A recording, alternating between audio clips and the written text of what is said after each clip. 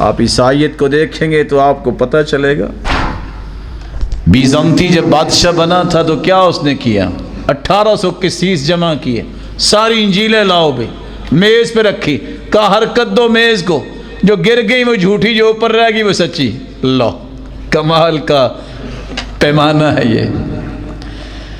इन 18 में से 1800 में से जिन्होंने कहा था कि अल्लाह जुल जलाल के पैगंबर है ईसा, उन्हें कत्ल किया गया, सिर्फ बाकी उन्हें रखा गया जो ईसा अलैहिस्सलाम को अल्लाह का बेटा मानते हैं। वल्इयाज़ु बिल्लाह। तौरात को उठा के देखिए क्या कुछ लिखा है, नबियों के खिलाफ ही बात, इंजील में ईसा अलैहिस्सलाम के खिलाफ ही बात, ये अल्लाह की तरफ से नाज़िल शुदा है। ये सिर्फ इस उम्मत की खुसूसियत है कि आपको 10 साल बच्चा भी रोक के कहेगा हज़रत क्या पढ़ रहे हैं, आप आयत ठीक नहीं पढ़ रहे, दोबारा सोचिए। नहमदुहु व नस्तईनुहु व नस्तगफिरुह व नऊज़ु बिल्लाहि मिन शुरूरि अनफुसिना व सय्यिआति अअमालिना मन यहदिहिल्लाहु फला मुदिल्ल लहु व मन युद्लिल फला हादिय लहु व अशहदु अन ला इलाहा इल्लल्लाह वहदहु ला शरीक लहु व अन्न मुहम्मदन अब्दुहु व रसूलुहु। या अय्युहल्लज़ीना आमनु इत्तक़ुल्लाहा हक़्क़ तुक़ातिह व ला तमूतुन्ना इल्ला व अंतुम मुस्लिमून। या अय्युहन्नासु इत्तक़ू रब्बकुमुल्लज़ी ख़लक़कुम मिन नफ़्सिन वाहिदह व ख़लक़ मिन्हा ज़ौजहा वबस्स मिन्हुमा रिजालन कसीरन व निसाअ वत्तक़ुल्लाह अल्लज़ी तसाअलून बिही वल अरहाम इन्नल्लाह कान अलैकुम रक़ीबा। या अय्युहल्लज़ीना आमनु इत्तक़ुल्लाह वक़ूलू क़ौलन सदीदा युस्लिह लकुम अअमालकुम व यग़फिर लकुम ज़ुनूबकुम व मन युतिइल्लाह व रसूलहु फ़क़द फ़ाज़ फ़ौज़न अज़ीमा। अम्मा बअद फ़अऊज़ु बिल्लाहि मिनश शैतानिर रजीम। कुन्तुम खैरा उम्मह उख़रिजत लिन्नास तअमुरून बिलमारूफ़ व तन्हौन अनिल मुनकर व तु'मिनून बिल्लाह। वक़ाल अन्नबिय्यु सल्लल्लाहु अलैहि वसल्लम अंतुम तुतिम्मून सबईन उम्मह अंतुम खैरुहा व अक्रमुहा अलल्लाहि अज़्ज़ व जल।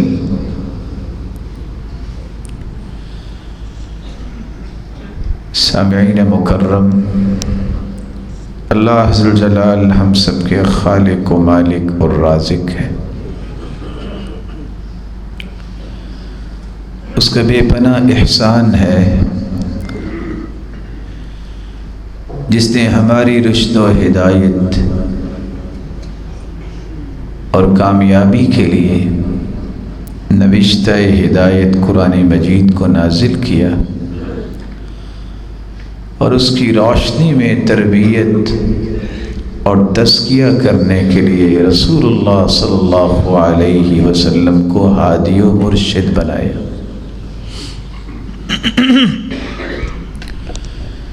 جن ہستیوں نے رسول اللہ صلی اللہ علیہ وسلم کی صحبت کو اختیار کیا، اللہ تعالیٰ نے ان کو مثالی بھی بنایا، ان سے راضی بھی ہوئے، اور قیامت تک آنے والی انسانیت کے لیے ان کے ایمان کو میزان اور مقیاس اور پیمانہ بنا دیا۔ فَإِنْ آمَنُوا بِمِثْلِ مَا آمَنْتُمْ بِهِ فَقَدِ اهْتَدَوْا۔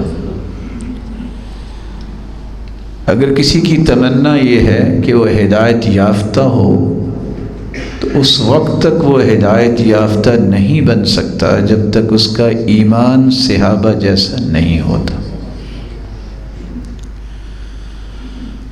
آخر وہ کیا راز تھا کہ ان کو اتنا مقام ملا؟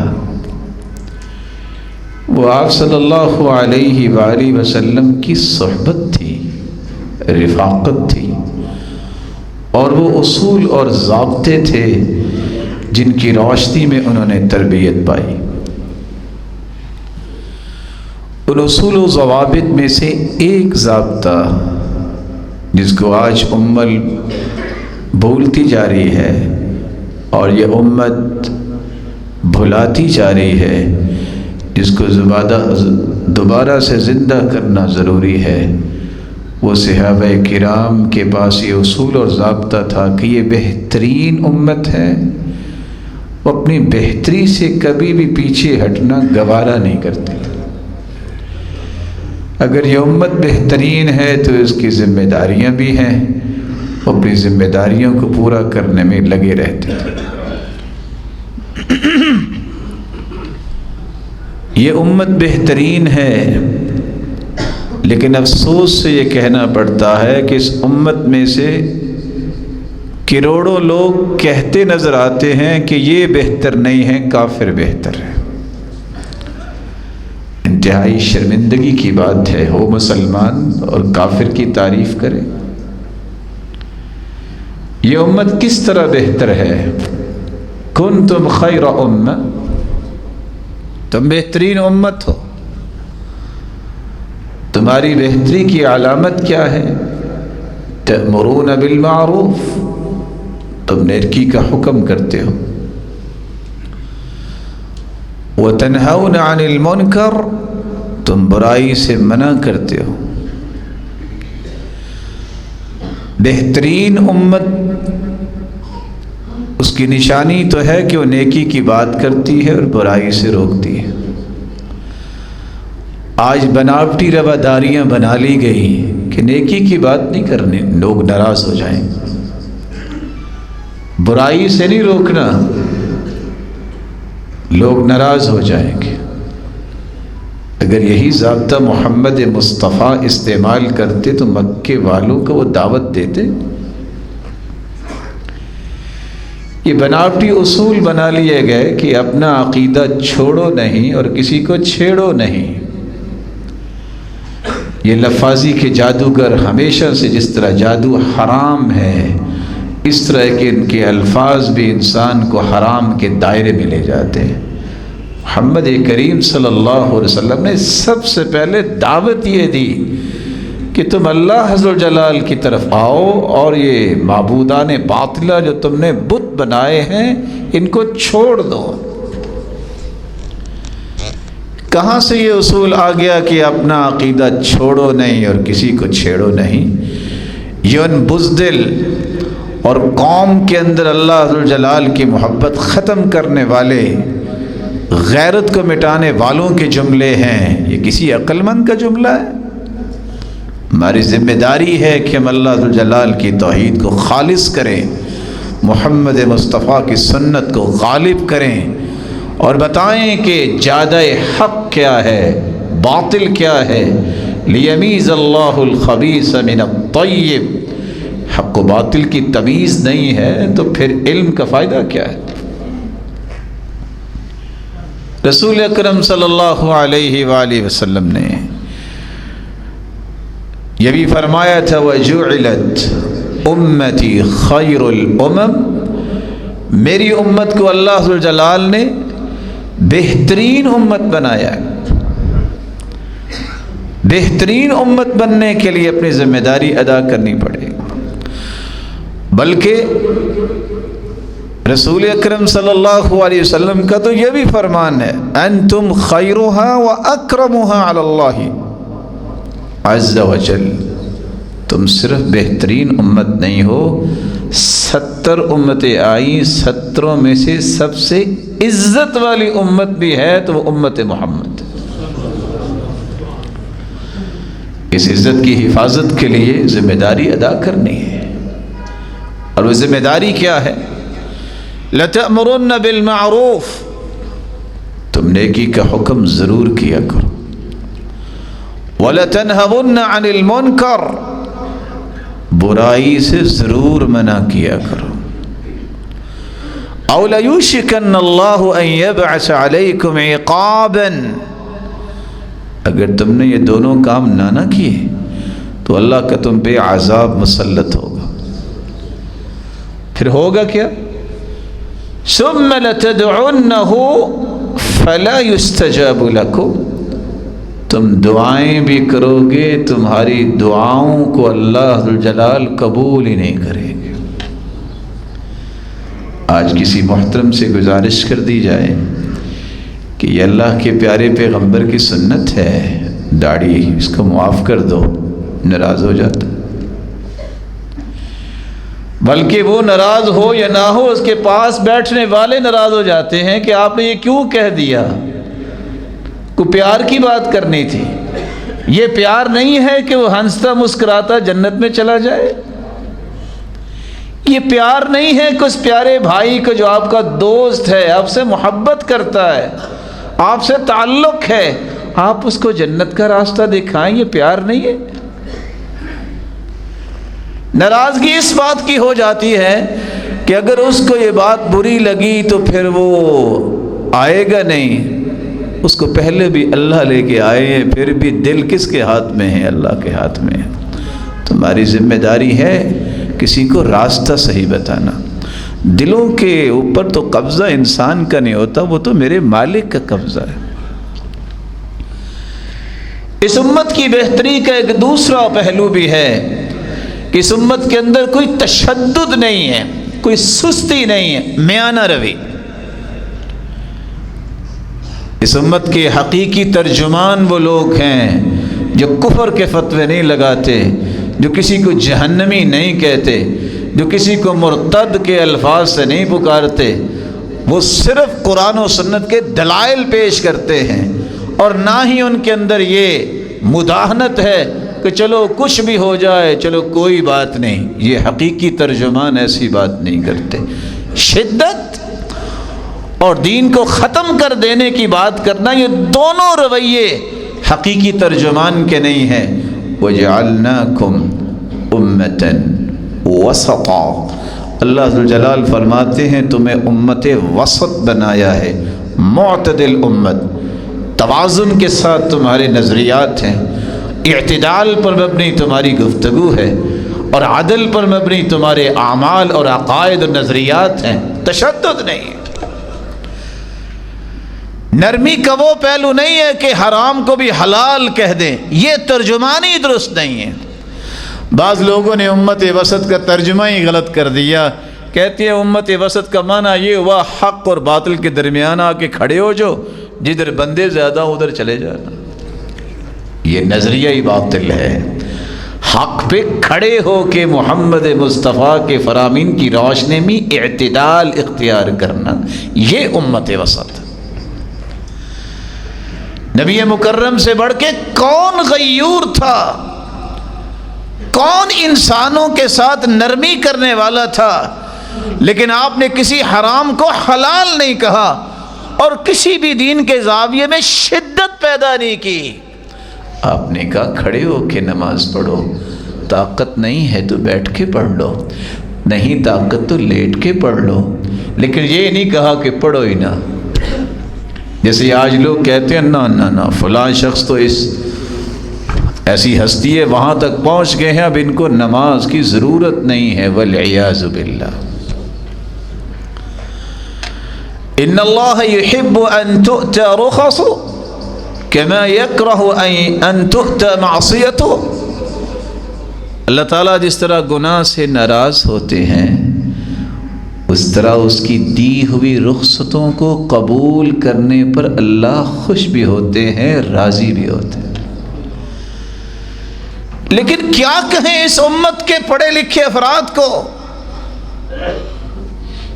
اللہ کے رسول نے مینا میں 2 رکعتیں پڑھی، ابو بکر و عمر نے بھی 2 رکعتیں پڑھی، زیادہ پڑھے لکھے جا کے 4 پڑھتے. پوچھا جائے کہ یہ کیا؟ سرتاج رسول نے تو 2 پڑھی ہے. کہتے نہیں ہمارے بڑے نے کہا ہے 4 پڑھنی ہے. تو بڑے تو محمد مصطفیٰ ہے، ان سے بڑی بھی کوئی ہستی ہے؟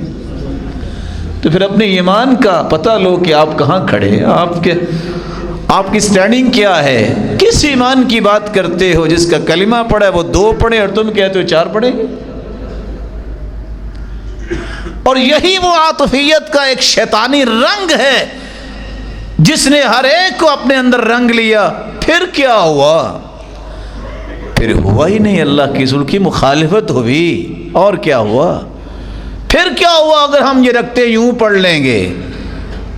صبح کی تو 2 رکھتے ہیں، اگر کوئی 4 فرض پڑھے صبح کے تو ٹھیک ہے، رکھتے ہیں نا، نماز ہی ہے نا. کیونکہ محمد کریم نے 2 ہی پڑھی، 2 سنتیں اور 2 فرض. اسی صحیح الجامع کی روایت ایک وقت آئے گا لوگ فجر کی نماز میں فرائض 4 پڑھیں گے. کیوں؟ یہ سوچ ختم ہو جائے گی کہ ہمارا آئیڈیل کون سا ہے. وہ صرف نیکی کے نام پہ بدعات کو جاری کریں گے اور پرواہ ہی نہیں کریں گے. اللہ کے رسول صلی اللہ علیہ وسلم سے بڑھ کے تو اللہ نے دنیا میں کسی کو پیدا ہی نہیں کیا، نہ ذات کے اعتبار سے مخلوق میں سے، نہ صفات کے اعتبار سے، نہ اپنی اداؤں کے اعتبار سے. اگر اس ہستی نے کام جو کیا ہے اسے زیادہ آپ کرنا چاہتے ہیں تو آپ کو دلیل دینی چاہیے کہ آپ کیسے کر رہے ہیں. یہ حدود و قیود تو اللہ کے رسول نے طے کر دی ہیں. رسول اللہ صلی اللہ علیہ وسلم نے فرمایا ان الدین عند اللہ الحنیفیۃ السمحہ لا الیہودیہ ولا النصرانیہ. اللہ کے ہاں قابل قبول دین وہ ہے جو یک رو ہو. یہودیت اور عیسائیت اللہ کے ہاں اب قابل قبول نہیں ہے، کیونکہ محمد کریم تشریف لا چکے.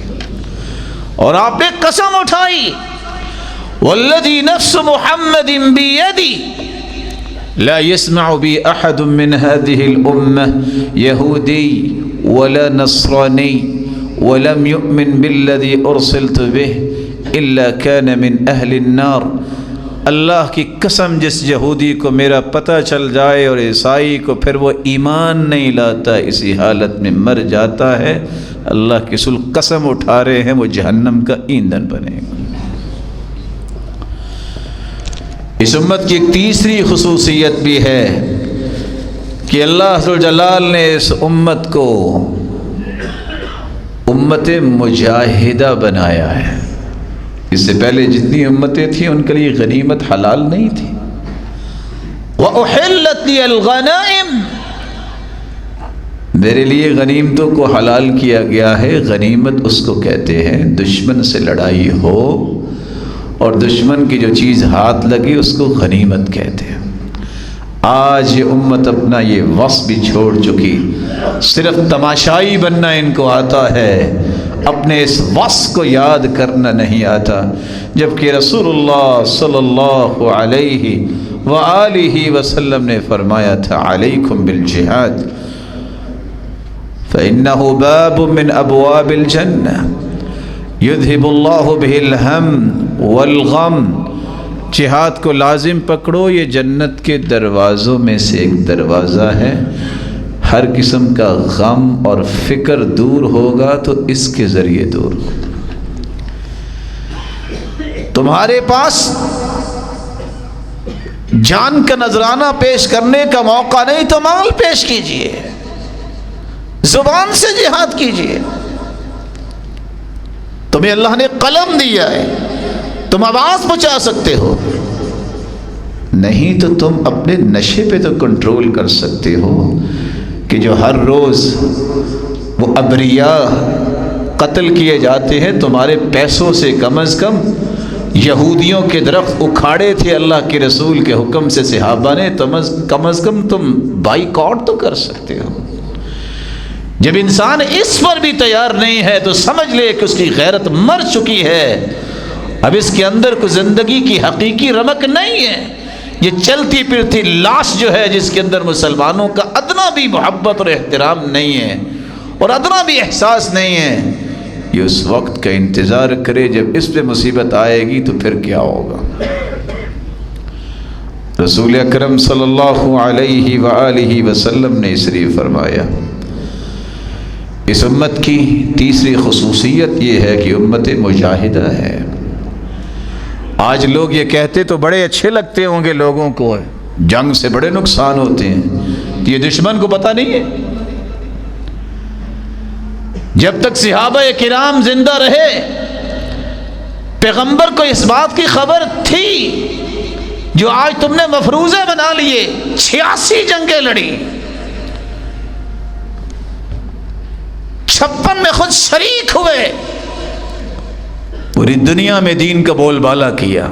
یہ بزدلوں کے اقوال ہیں، اور یاد رکھنا چاہیے خالد بن ولید کی بات کو، چارپائی پہ لیٹے پیغام دے رہے تھے جب دنیا سے جا رہے تھے، وہ کہتے تھے وَلَا نَامَتْ عُيُونُ الْجُبَنَا، بزدلوں کو جا کے میرا پیغام دے دو جن کو نیند نہیں آتی کہ کیا بنے گا، میں ساری زندگی موت کے پیچھے پیچھے بھاگتا رہا، موت میرے قابو نہیں آئی، آج میرے جسم میں ایک بلش کی جگہ بھی خالی نہیں ہے جہاں تیر تلوار اور نیزے کے نشان نہ ہوں، بڑی خواہش کی ہے لیکن آج میں چارپائی پہ فوت ہو رہا ہوں۔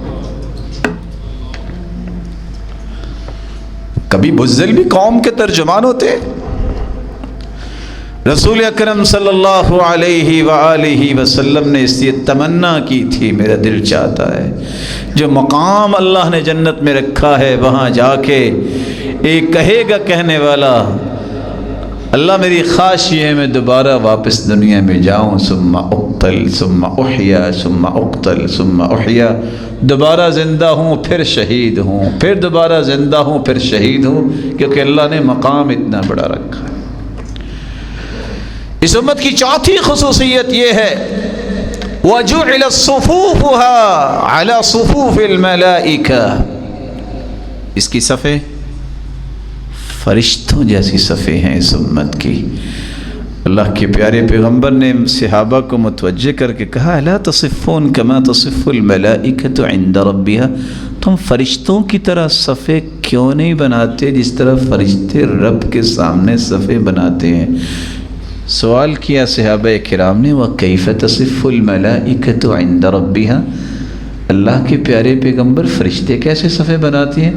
فرمایا یتمون الصفوف الاول یتمون الصفوف الاول ویتراصون فی الصف، پہلے وہ پہلی صفوں کو مکمل کرتے ہیں، پھر آپس میں مل کے کھڑے ہوتے ہیں جیسے چونا گچ کی ہوئی دیوار ہوتی ہے۔ اب میری بات پہ ناراض نہ ہوئیے گا، ہو بھی جائیں گے تو اللہ راضی کرے گا۔ صرف مسلمانوں کی مسجدوں کی طرف ایک طائرانہ نظر دوڑائیے، ان کی صفوں کی حالت کیا ہے؟ یہ کس دعوے پہ کھڑے ہیں کہ ہمیں اللہ کی مدد چاہیے؟ ان کے پاؤں کی حالت دیکھیے، اتحاد و اتفاق کو پارا پارا کرنے والے تو خود ہیں، الزام دشمن پہ لگاتے ہیں، یہ پاؤں ملا کے کھڑے ہونے کو بھی عیب سمجھنے لگ گئے۔ 1892 نمبر روایت بتاتی ہے سلسلہ صحیحہ کی، من سد فرجہ بن اللہ لہ بیتا فی الجنہ، جو نماز کے اندر محبت الفت مودت اور اجتماعیت کا ثبوت دیتے ہوئے سنت کے مطابق قدم کے ساتھ قدم اس طرح بھائی کے نرمی سے ملا لیتا ہے کہ کوئی خلا باقی نہیں بچتا، اللہ اس کا جنت میں گھر بنا دیتے ہیں، وَرَفَعَ لَهُ بِهَا درجہ، اور درجات کو بلند کر دیتے ہیں۔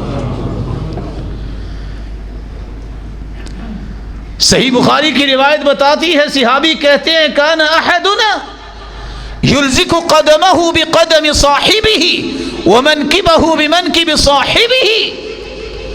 हर सहाबी अपने भाई के कंधे और अपने भाई के कदम के साथ अपना कंधा और कदम चपका लिया करता था। ये कहाँ है दावेदार? ज़रा ये सही बुखारी की रिवायत का तर्जुमा तो कर दे मुझे। ये सिलसिला सहीहा की जो रिवायत है, ज़रा एक मरतबा ईमान को ताज़ा करके पढ़ के तो देखें, कहाँ से इत्तेहाद और इत्तेफाक आएगा। जो अल्लाह के सामने खड़े हो के भी पाँव नहीं मिलाते, वो दुश्मन के सामने सफ़ों में इकट्ठे कैसे होंगे। अल्लाह अज़्ज़ल जलाल सिरात मुस्तकीम नसीब फरमाए। इस उम्मत की पांचवी खुसूसियत ये है, देखिए अल्लाह अज़्ज़ल जलाल के कितने प्यारे फैसले हैं। अल्लाह के रसूल ने फरमाया, इन्नल्लाह तजावज़ अन उम्मती अल ख़ता व निस्यान व मस्तुक्रिहु अलैह। मेरी उम्मत पे अल्लाह का ये इनाम है, अगर कोई भूल गया है, उसकी कुरकत रह गई है, मुआखज़ा नहीं होगा, पूरी कर लेगा। जबरन कोई बात कह रहा है कि तलाक दे दो, तलाक नहीं होगी। जबरन को कहता है कि मैं शूट कर दूंगा, ये गलत लफ्ज़ बोलो, वो बोलता है, मुआखज़ा नहीं होगा। क्यों? वो दिल से नहीं कह रहा। ये अल्लाह ज़ुल जलाल ने इस उम्मत को इनाम दिया है। छठी खुसूसियत, बावजूद इसके कि उम्मत आखिरी उम्मत है,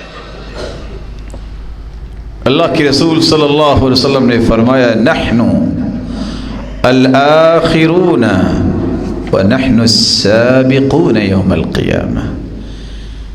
हमारी उम्मत आई तो सबसे आखिर में है, लेकिन अल मक़दी लहुम क़ब्ल अल खलाइक़, सारी उम्मतें क़यामत को मौजूद होंगी, सबसे पहले हिसाब व किताब इस उम्मत का होगा। सबसे पहले इस उम्मत का हिसाब व किताब होगा। ये शान है इस उम्मत की, बाकी उम्मतों का हिसाब व किताब बाद में हो। इस उम्मत की सातवीं खुसूसियत भी है, अल्लाह अज़्ज़ल जलाल ने इशा की नमाज इस उम्मत को अता की है। अल्लाह के रसूल सल्लल्लाहु अलैहि वसल्लम ने फरमाया था, क़द फ़ुद्दिलतुम बिहा अला साइरिल उमम वलम तुसल्लिहा उम्मतुन क़ब्लकुम। सुनन नबी दाऊद की रिवायत है, मेरे सहाबा तुम ईशा के इंतज़ार में बैठे हो, अल्लाह ने तुम्हारी फजीलत कायम की है, तुम्हें ईशा की नमाज अता की है, तुमसे पहले किसी उम्मत ने ईशा की नमाज नहीं पढ़ी।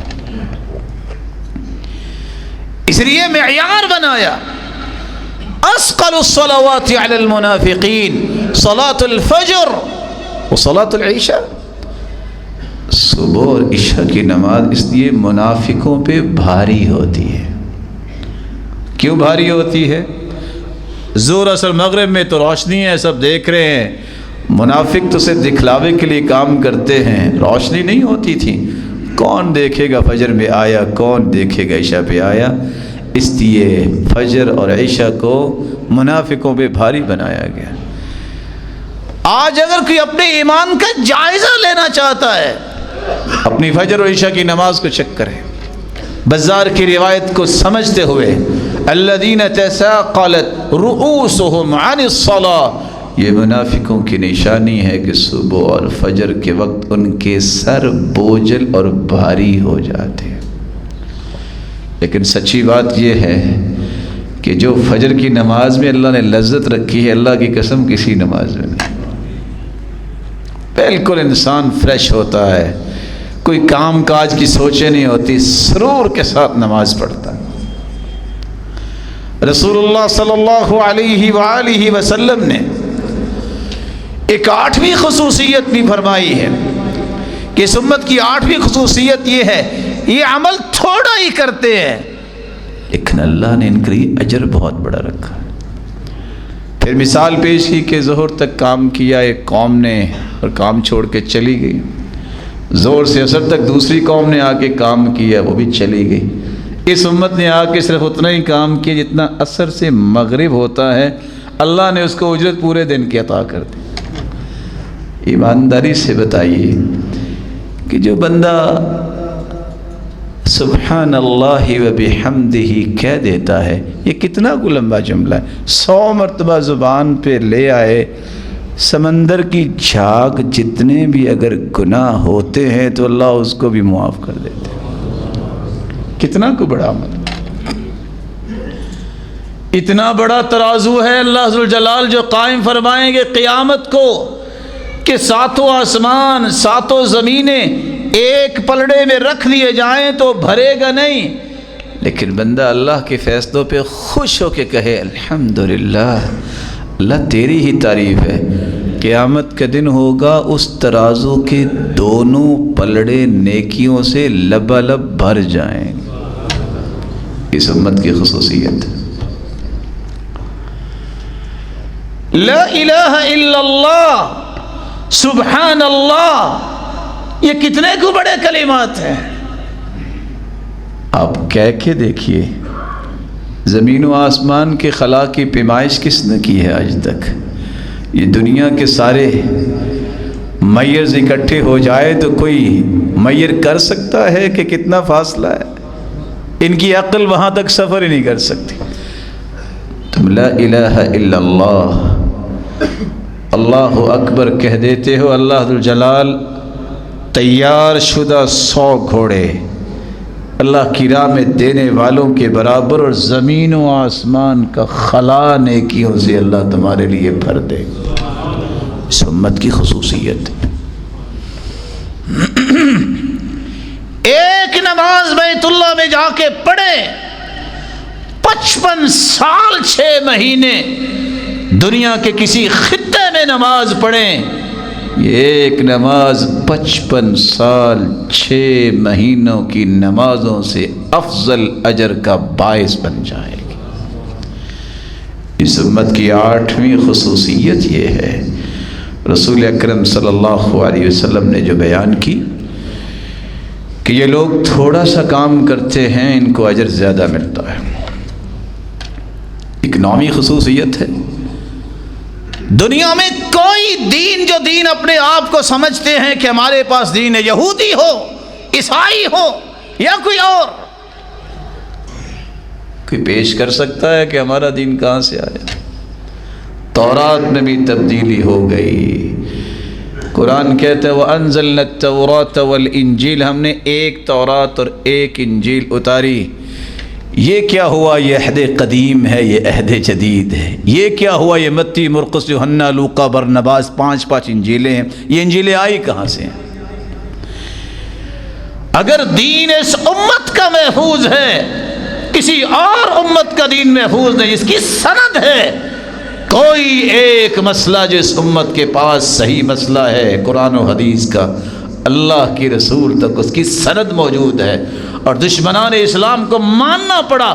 واحد مسلمان ہیں جن کے 5 لاکھ لوگوں کی تاریخ محفوظ ہے، جن کا پتہ ہے پڑھے کہاں سے ہیں، سیکھا انہوں نے کہاں سے ہے، کیسے اللہ کے رسول صلی اللہ علیہ وسلم تک یہ چین جاتی ہے۔ یہ صرف اس امت کی خصوصیت ہے، کسی اور امت کی خصوصیت نہیں۔ آپ عیسائیت کو دیکھیں گے تو آپ کو پتہ چلے گا، بیزنطی جب بادشاہ بنا تھا تو کیا اس نے کیا؟ 1800 قسیس جمع کیے، ساری انجیلیں لاؤ بھائی، میز پہ رکھی، کہا حرکت دو میز کو، جو گر گئی وہ جھوٹی، جو اوپر رہ گئی وہ سچی۔ اللہ، کمال کا پیمانہ ہے یہ۔ ان 18 میں سے 1800 میں سے جنہوں نے کہا تھا کہ اللہ ذوالجلال کے پیغمبر ہیں عیسیٰ، انہیں قتل کیا گیا، صرف باقی انہیں رکھا گیا جو عیسیٰ علیہ السلام کو اللہ کا بیٹا مانتے ہیں، والعیاذ باللہ۔ تورات کو اٹھا کے دیکھیے کیا کچھ لکھا ہے، نبیوں کے خلاف ہی بات، انجیل میں عیسیٰ علیہ السلام کے خلاف ہی بات، یہ اللہ کی طرف سے نازل شدہ ہے۔ یہ صرف اس امت کی خصوصیت ہے کہ آپ کو 10 سالہ بچہ بھی روک کے کہے گا حضرت کیا پڑھ رہے ہیں؟ آپ آئے ٹھیک نہیں پڑھ رہے، دوبارہ سوچیے۔ آپ کے سامنے 15 سالہ بچہ کیا 11 سالہ کھڑا ہوگا۔ امام بخاری علامہ داخلی کی مجلس میں گئے، وقت کا بہت بڑا محدث ہے، کہا استاد محترم آپ نے یہ سند پڑھی ہے، مناسب ہو تو آپ ذرا اصل کتاب سے دیکھ لیں۔ محدث پوچھتا ہے کیف ہوا یا غلام، بیٹا آپ بتاؤ۔ کہا آپ نے ابھی فرمایا نا سفیان عن ابراہیم عن ابن عدی، آپ کی یہ سند جو بیان کی ہے ہوا ابن عدی کے الفاظ آپ نے نہیں بولے، آپ ذرا اصل سے موازنہ کر لیجئے۔ اٹھ کے استاد جاتے آگے کہتا بیٹا تیرے جیسے اللہ اور پیدا کر، تو نے صحیح کہا۔ اس صرف اس امت کی خصوصیت، اس امت کی 10ویں خصوصیت یہ ہے، جس طرح قیامت کے دن 1,24,000 پیغمبروں پر گواہ بن کے آئیں گے اللہ کے رسول، وہاں ساری امتوں کے لیے گواہ بن کے آئے گی یہ امت۔ انتم شہداء اللہ فی الارض، صحیح بخاری کی روایت ہے، اللہ کے رسول نے فرمایا میرے صحابہ تم زمین پہ اللہ کی طرف سے گواہ ہو۔ ہوا یہ کہ ایک جنازہ آیا، صحابہ نے تعریف کیا، آپ نے فرمایا وجبت، واجب ہو گئی۔ دوسرا جنازہ آیا، صحابہ نے اس کی تعریف نہیں کی، برائی بیان کی، فرمایا وجبت۔ صحابی نے سوال کر دیا کیا وجبت؟ کہا جس کے بارے میں آپ نے اچھی گواہی دی اس پہ جنت واجب، جس کے بارے میں اچھی گواہی نہیں دی اس پہ جہنم واجب۔ انتم شہداء اللہ فی الارض، تم زمین میں اللہ کے گواہ ہو۔ وہ اس سے بڑی بھی عزت ہے کہ اللہ نے گواہ مقرر کیا ہے تو اس امت کو۔ اس امت کی 11ویں خصوصیت یہ ہے، ان امت محمد لا تجتمع علی الضلالہ۔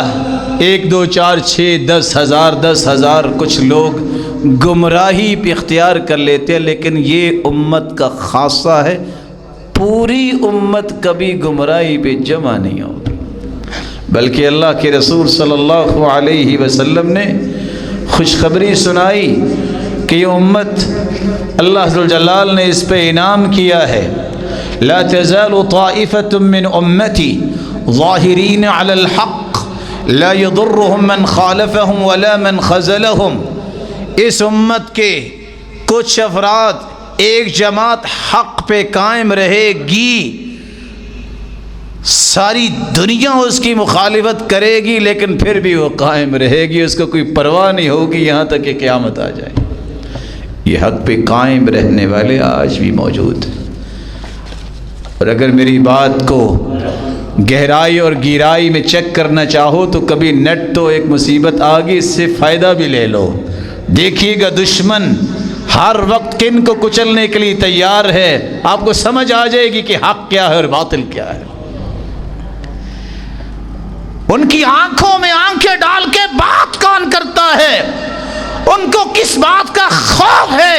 یہ لوگ اگر دنیا میں رہے تو ہمیں نیست و نابود کر دیں گے۔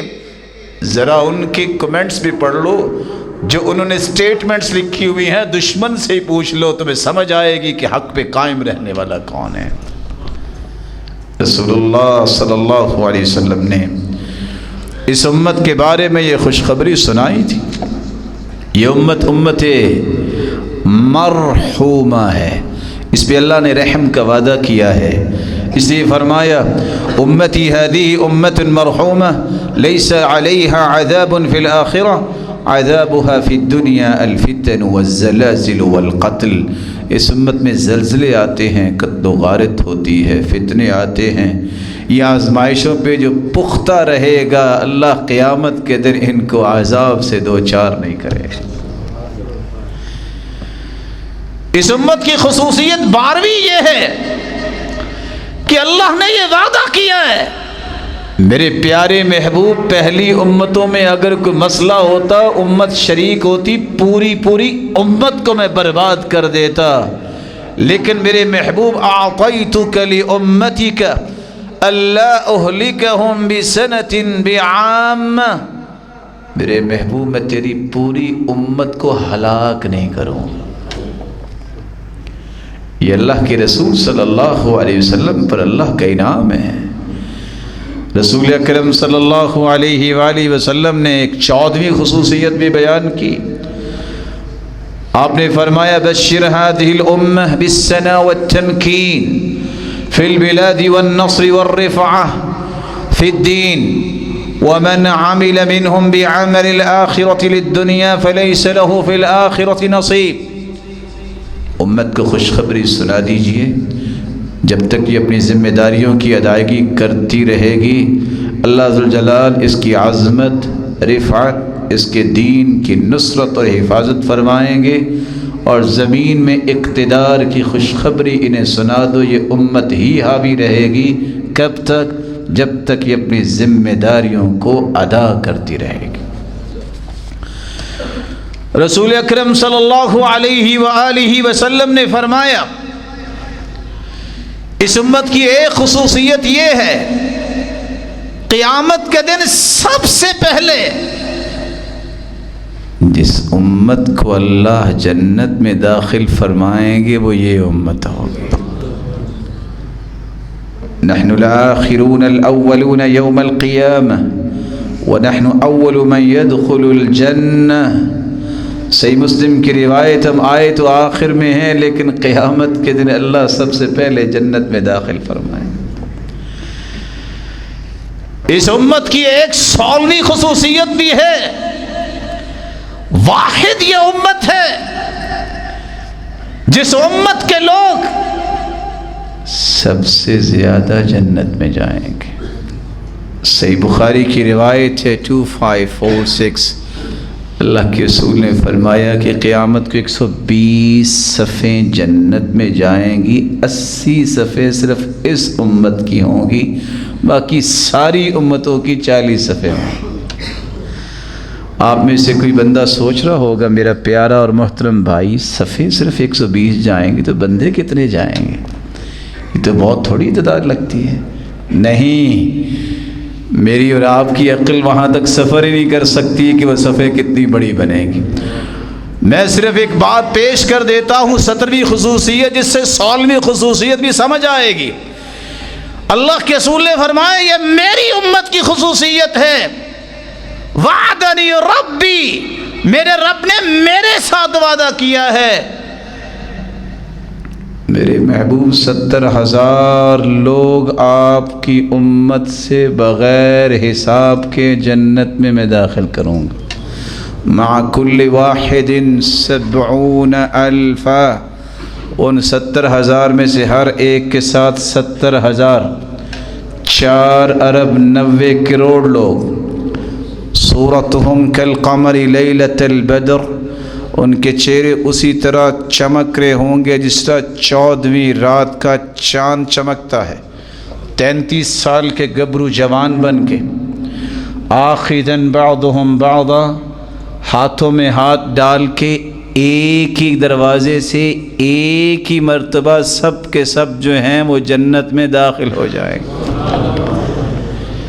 ایک بات پوچھوں اپنے پیاروں سے، یہ 4 ارب 90 کروڑ جس دروازے سے ایک ہی مرتبہ داخل ہوں گے وہ دروازہ کتنا بڑا ہوگا؟ آپ کو سب سمجھ آ گئی ہوگی کتنی بڑی ہوگی. 8 فرشتے جنہوں نے اللہ کا عرش اٹھایا ہوا ہے، یہ میرے کندھے اور کان تک، اور آپ میں سے بھی کسی کی 4 یا 6 انگلیاں ہوں گی. کوئی میرا پیارا بھائی کو لمبا ہوگا تو چلو کو 8 انگلیاں ہوں گی اس کی گردن. وہ فرشتے جو ہے اس کندھے سے ما بین عاتقہ الی شحمۃ اذنہ، اس کے کندھے سے کان تک کا سفر 700 سال کا سفر ہے. اگر 120 گھنٹے کی رفتار سے بھی، اگر 120 میل کی رفتار سے بھی 1 گھنٹہ سفر ہو، 700 سال میں کتنا کچھ سفر بنے گا. آپ کو سمجھ آ گئی ہوگی کہ وہ سب کتنی بڑی ہو.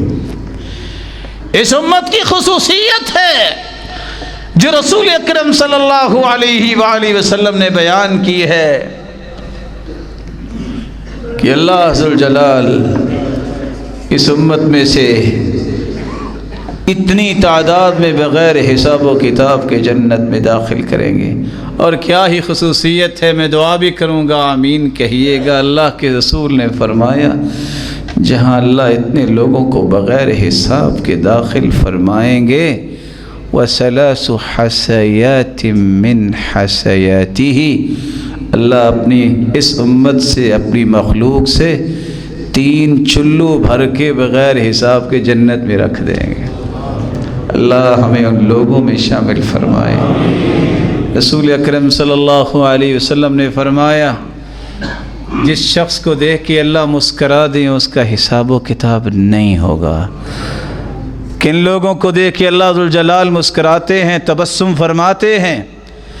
رات کی تاریکی میں سفر کرتا ہے، قافلے کے ساتھ ہے، تھکے ماندے سب سو جاتے ہیں، یہ وضو کر کے اللہ کے سامنے کھڑا ہو جاتا ہے۔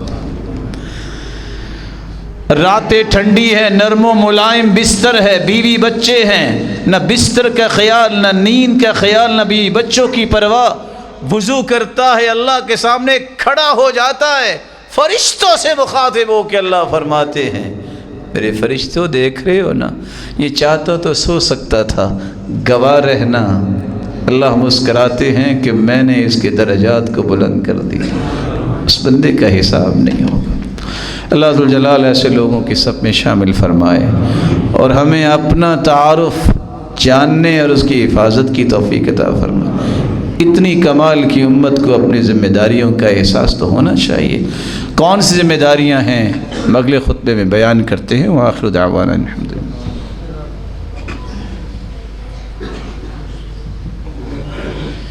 الحمد للہ علی احسانہ والشکر لہ علی توفیقہ وامتنانہ، اما بعد۔ جس امت کی خصوصیتیں آپ نے سنی ہیں، اس امت کا منہج اور مشن یہ ہے کہ اگر اس نے اپنی ان خصوصیات کی حفاظت کرنی ہے تو صرف ایک مشن اس کا ہونا چاہیے۔ ترکت فیکم امرین لن تضلوا ما تمسکتم بہما، کتاب اللہ و سنت رسولہ۔ کائنات کے سرتاج نے کہا تھا، میرے صحابہ میں 2 چیزیں چھوڑ کے جا رہا ہوں، ایک اللہ کی کتاب ہے، ایک اس کے رسول کی سنت ہے۔ جب تک ان دونوں چیزوں کو تھامے رکھو گے کبھی گمراہ نہیں ہوگے۔ اگر ان خصوصیات کی حفاظت کرنی ہے، آپ کے نظریات ہوں، آپ کی سوچ ہو، آپ کے اقوال ہوں یا اعمال ہوں، ان کو قرآن و سنت پہ پیش کر لینا، جو موافق ہو ان کو جاری رکھنا، جو مخالف ہو ان کو چھوڑ دینا۔ بڑا آسان سا قاعدہ ہے۔ جو عمل قرآن و سنت کے مخالف ہے، متحارب ہے، متضاد ہے، اگر وہ بھی آپ کے اندر موجود ہے تو سمجھ لینا آپ اپنی خصوصیات کی حفاظت نہیں کر رہے۔ ذرا اکیلے بیٹھ کے سوچئے تو صحیح کہ جس میرے پیارے اور محترم اور معزز بھائی کو بھول لگ گئی، اس نے شیو کی ہوئی ہے، قرآن و سنت اس کے بارے میں کیا کہتا ہے؟ دعویٰ اپنی جگہ۔ جو میرا پیارا بھائی نماز پڑھتا ہے، 210 روایتیں ہونے کے باوجود ہاتھ نہیں اٹھاتا نماز میں، وہ کس کے لیے نماز پڑھتا ہے؟ جس پیارے بھائی نے حلب الطائی کی روایت سنن ابی داؤد کی پڑھی ہے، بیان ہوئی ہے، یشد بہم علی صدری، کہ اللہ کے رسول سینے پہ ہاتھ باندھتے تھے، جو نہیں باندھتا وہ کس کے لیے نماز پڑھ رہا ہے؟ صفوں کو ہی دیکھ لیں، اگر صف میں میں اپنے مسلمان بھائی کے ساتھ پاؤں نہیں ملا سکتا حدیث کی روشنی میں دشمن کے سامنے صفیں کیسے بنا سکتا ہوں؟ اللہ عز و جلال ہمیں صراط مستقیم عطا فرمائے، یہ مشن دے کہ ہم ہر وقت قرآن و سنت کے موافق کام کرنے والے بنیں۔ ذمہ داری یہ ہے اس امت کی جس کی اتنی خصوصیات ہیں، یہ اپنے گروہی اختلافات چھوڑیں، یہ ذاتی عناد اور عصبیت اور تعصب چھوڑیں، متحد ہو جائیں۔ کس پر؟ قرآن و سنت پر متحد۔ دنیا کے ہر شخص کی بات میں اختلاف ہو سکتا ہے، قرآن میں بھی اختلاف ہو سکتا ہے، حدیث میں بھی اختلاف ہو سکتا ہے۔ یہ 2 ایسی چیزیں ہیں، ہر ایک کی رائے میں غلطی کا شائبہ ہو سکتا ہے لیکن اللہ کی کلام غلطیوں سے مبرہ ہے، محمد مصطفیٰ کی سچی اور سچی اور صحیح کلام غلطیوں سے مبرہ ہے، اس لیے اس پر اتحاد کیا جائے۔ فائدہ کیا ہوگا؟ ید اللہ مع الجماع، ید اللہ علی الجماع، البرکۃ فی الجماع، البرکۃ مع الجماع۔ برکتیں سمیٹنی ہیں تو مسلمانوں اکٹھے ہو جاؤ، کفر سارا اکٹھا ہے، مسلمانوں اپنی الگ الگ باتیں نہ کرو، اکٹھے ہو جاؤ۔ برکت بھی ہے اور اللہ ذو الجلال کا ہاتھ بھی ہے جماعت پر، بلکہ فرمایا من اراد بحبوحۃ الجنہ فلیلزم الجماعہ، ہر روز جنت کی خواہشیں لیے نماز پڑھتے ہو، جنت کے بالا خانے اللہ نے اس کے لیے رکھے ہیں جو اتحاد و اتفاق کو اختیار کرتا ہے، جماعت بناتا ہے، جماعت کے ساتھ رہتا ہے۔ الجماعۃ رحمہ والفرقۃ عذاب، رحمت کی برکھا برستی ہے تو اس وقت جو مسلمان جماعت کی شکل میں ہوتے ہیں۔ برسی نا رحمت کی برکھا 313 پر 1000 مقابلے میں تھے، کون بھاگے؟ برستی تھی نا عمر رضی اللہ تعالیٰ عنہ کے دور میں بھی، ابو بکر اور عثمان کے دور میں بھی رحمت، جب مسلمان اکٹھے تھے ان کی طاقت تھی۔ والفرقۃ عذاب، اور اگر آپ الگ الگ ہو جاؤ گے تو عذاب ایک نہیں کئی قسمیں بن کے آپ کی آنکھوں کے سامنے آئیں۔ رسول اکرم صلی اللہ علیہ وسلم نے اس جماعت کی نشاندہی بھی کر دی۔ جب صحابہ نے پوچھا کہ وہ 73 فرقوں میں ایک فرقہ جنت میں جائے گا، وہ کون سا ہے؟ فرمایا ہم الجماعہ، وہ جماعت ہے۔ کہا جماعت کون سی ہے؟ آپ نے نام نہیں بتایا، کام بتایا۔ فرمایا ما انا علیہ واصحابی، ان کا مشن وہ ہوگا جس مشن پہ آج میں محمد ہوں، میرے صحابہ ہیں۔ اللہ ہمیں اس مشن کے اختیار کرنے والے بنا۔ تیسری ذمہ داری یہ ہے کہ اپنی اولادوں کو آج بھی وقت ہے الولا والبرا سکھاؤ۔ نفرت کافر سے ہوتی ہے، محبت مومن سے ہوتی ہے۔ آپ نے ویڈیوز میں دیکھا ہوگا، اگر 4 سالہ بچہ بھی آج اکیلا ہے فلسطین میں تو یا رب کے کلمات کہہ کے امت کو جھنجھوڑ رہا ہے، کہاں کھڑے ہو؟ ایمان دیکھیے، ابھی بھی وقت ہے، اپنی اولادوں کو سنبھال لو۔ یا آپ کے گھروں میں جوان ہوتے ہوئے کافروں کے ترانے گانے والے، کافروں کی تعریفیں الاپنے والے دشمن کل کو تمہارے بنیں گے۔ شاید دشمن آئے کہ نہ آئے، تمہاری گردنوں کو اتارنے کے لیے یہی بکیں گے۔ میری بات پہ غصہ نہ کیجئے گا، مومن کے دل میں کافر کی نفرت ہوتی ہے، وہ کفر کے نظام کو پسند نہیں کرتا۔ لَتَجِدَنَّ أَشَدَّ النَّاسِ عَدَاوَةً لِلَّذِينَ آمَنُوا الْيَهُودَ، اللہ ذوالجلال فرماتے ہیں روئے زمین پہ سب سے بڑا دشمن مسلمانوں کا یہودی ہے۔ اور آپ صلی اللہ علیہ وآلہ وسلم نے یہ بات فرمائی تھی جو میں دوبارہ دہرائے دیتا ہوں۔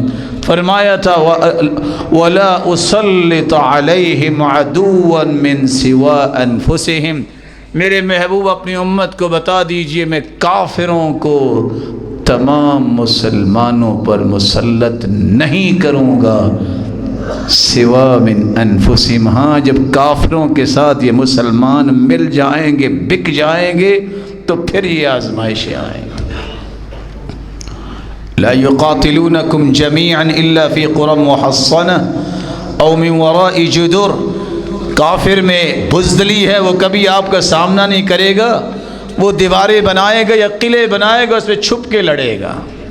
اور ایسا ہی ہوا، کبھی کافر سامنا نہیں کر سکتا۔ بزدلی کا آپ نے معیار دیکھا ہے؟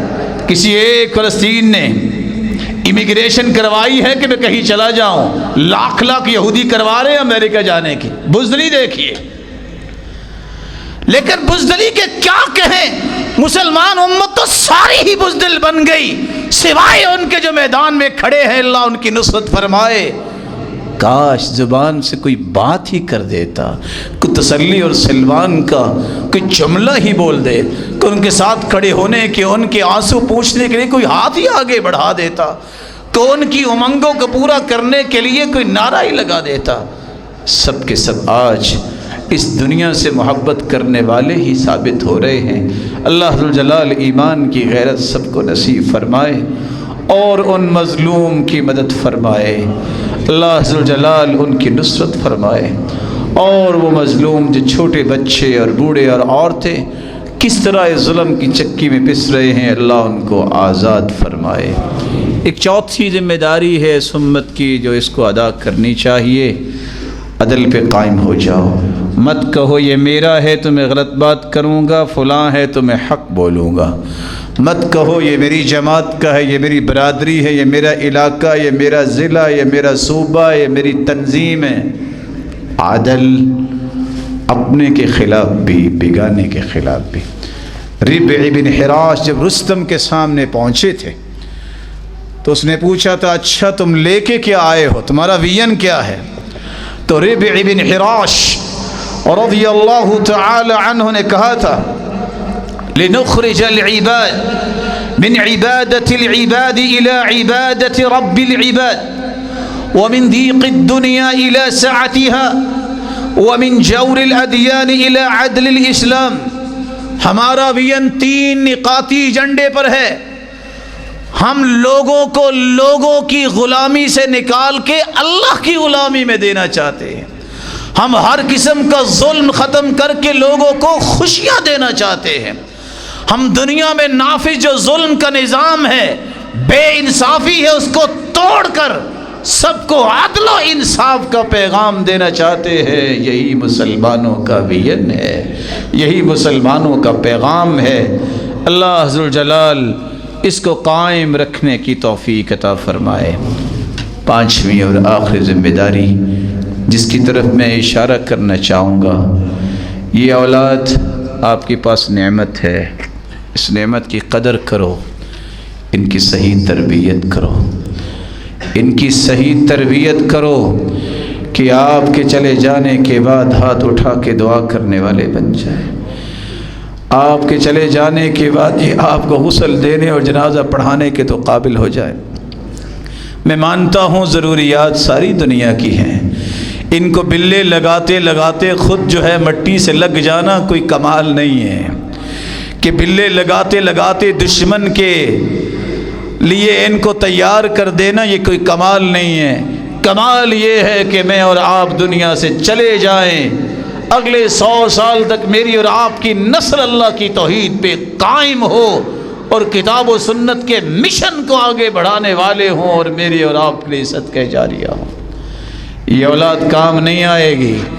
اللہ ذوالجلال فرماتے ہیں قیامت کا دن ہوگا، یود المجرم لو یفتدی من عذاب یومئذ ببنی، جس دن جہنمی جہنم کو دیکھیں گے یہ تمنا کریں گے، سب سے پہلے یہی تمنا اللہ مجھے چھوڑ دے، میرے بیٹوں کو جلا دے،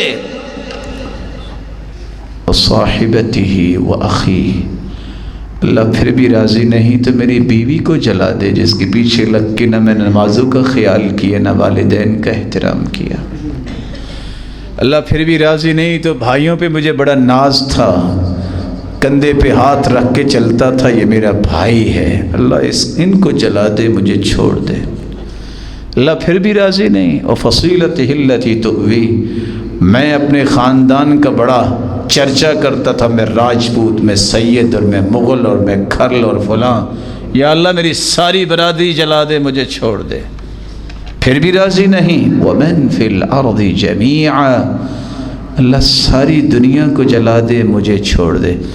اللہ فرمائیں گے کلا، ہرگز نہیں، جس نے جرم کیا سزا تو وہ بھگتے گا، دوسرے کیوں؟ انہا لظی نزاعۃ للشوا، یہ دہکتی ہوئی آگ ہے، یہ تو چمڑی ادھیڑ دینے والی آگ ہے۔ تدعو من ادبر وتولی، آج یہ پکارے گی جس نے دنیا کے اندر دین سے منہ پھیرا تھا۔ وجمع فاوعى، جس نے صرف مال کو جمع کرنے کے لیے ہی زندگی لگا دی تھی۔ آج اس کو سبق آگ سکھائے گی۔ مال کے ساتھ اگر دین ہو تو یہ عیب نہیں، کیونکہ عثمان کے پاس بھی مال تھا، عبد الرحمن ابن عوف کے پاس بھی مال تھا رضی اللہ عنہما۔ دین کو چھوڑ کر مال کا نشہ پورا کرنے والے یہ دنیا اور آخرت میں بڑے کٹھن ماحول میں جائیں گے۔ اللہ سب کی حفاظت فرمائے۔ الہ العالمین جتنے یہ روشن چہرے یہاں تشریف فرما ہیں سب کو اپنا تعارف کروانے کی توفیق عطا فرما، اپنی خصوصیات کی حفاظت کی توفیق عطا فرما، ان ذمہ داریوں کا احساس نصیب فرما۔ مولا کریم سب کے گناہوں کو معاف فرما۔ مولا کریم ان پہ خصوصی رحمتوں کا نزول فرما، ایمان صحت اور خوشی اور برکت اور عزت والی لمبی زندگی عطا فرما۔ ان کی اولادوں کی ان کی آنکھوں کی ٹھنڈک بنا، صدقہ جاریہ بنا، اور امت کا سرمایہ اور اثاثہ بنا۔ اور الہ العالمین ان مظلوم مسلمانوں کی مدد فرما جو فلسطین میں ہیں، جو کشمیر میں ہیں، جو کسی اور جگہ ہیں۔ اللہ خصوصی رحمتوں کا نزول فرما اور مسلمانوں کو اس بات کی توفیق دے کہ اپنی ذمہ داری کو ادا کرنے والے بنے۔ جس طرح تیرے گھر میں جمع ہے اللہ سب کو جنت میں جمع فرما، اپنے محبوب کی رفاقت اور اپنے دیدار کا مستحق بنا۔ وآخر دعوانا الحمدللہ۔